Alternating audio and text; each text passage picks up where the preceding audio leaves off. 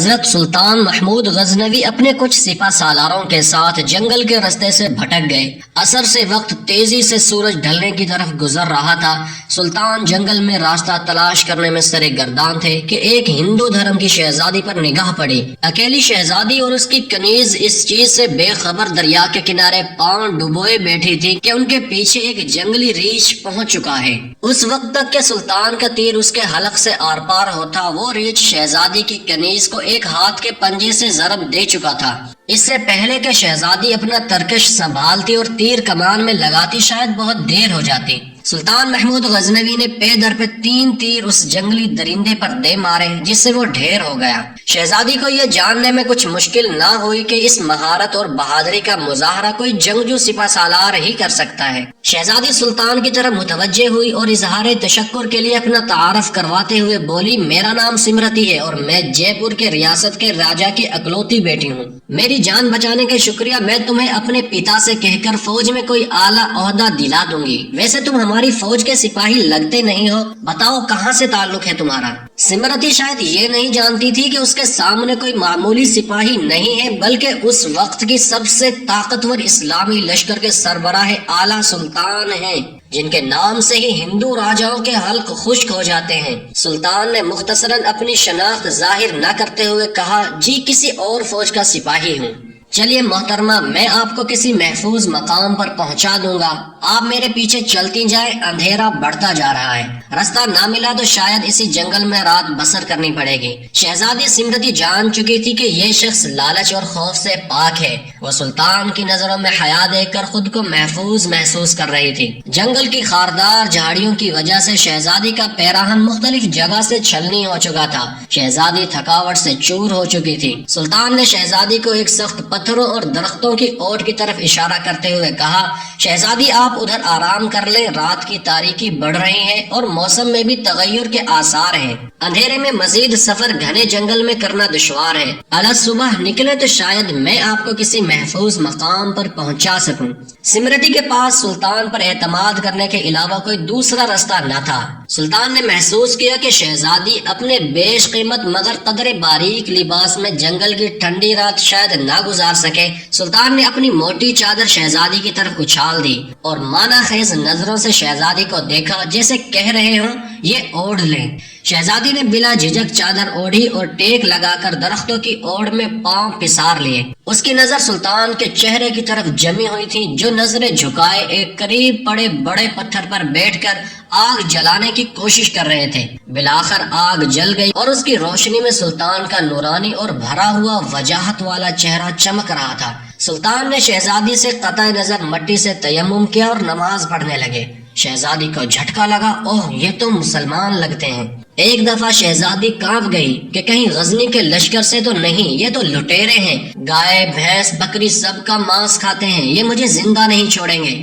لیکن اگلے ہی لمحے شہزادی اب تک اس کے ساتھ گزرے وقت کو یاد کرنے لگی، اگر یہ اتنا ہی سفاک اور ظالم ہوتا تو مجھے ریچھ سے نہ بچاتا۔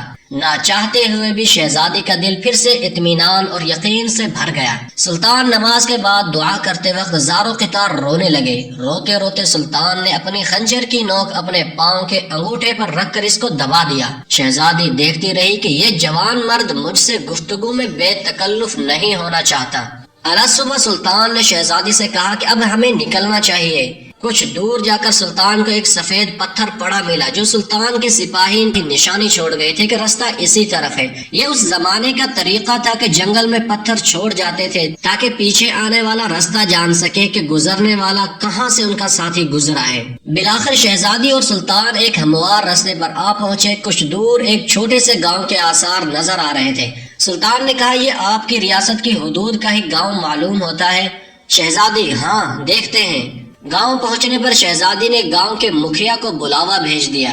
مکھیا اپنے کچھ ساتھیوں سمیت حاضر ہوا۔ شہزادی نے کہا، ہمیں 2 برق رفتار گھوڑے دیے جائیں اور کچھ خشک اناج اس سپاہی کو دیا جائے۔ شہزادی نے سلطان سے کہا، اجنبی ہمیں بہت حیرت ہوئی ہے تم پر، آخر تم کس مٹی کے بنے ہو؟ ساری رات تم اپنے خنجر سے زخم کریدتے رہے اور میری طرف کوئی توجہ نہ دی۔ تم چاہو تو ہمارے ساتھ محل چلو، ہم تمہیں انعام و کرام سے بھر دیں گے اپنی جان کے بچانے کے بدلے میں۔ سلطان نے گھوڑے پر سوار ہو کر شہزادی سے کہا، شہزادی صاحبہ، زخم اس لیے کریدتا رہا کہ آپ کا حسن میرے ایمان کو زد نہ پہنچائے اور میری توجہ میرے درد کی طرف رہے، آپ کی طرف نہ بڑھے۔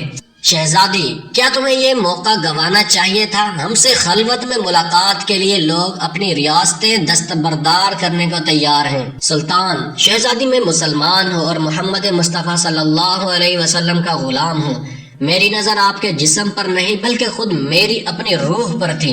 شاید میرے جسم سے گناہ کا داغ دھل جاتا، لیکن میری روح پر اس گناہ کا داغ لے کر میں اپنے نبی پاک کے سامنے کیسے پیش ہوتا؟ مجھے یہ گوارا نہیں تھا، کیونکہ الحمدللہ میں ایک سچا مسلمان ہوں۔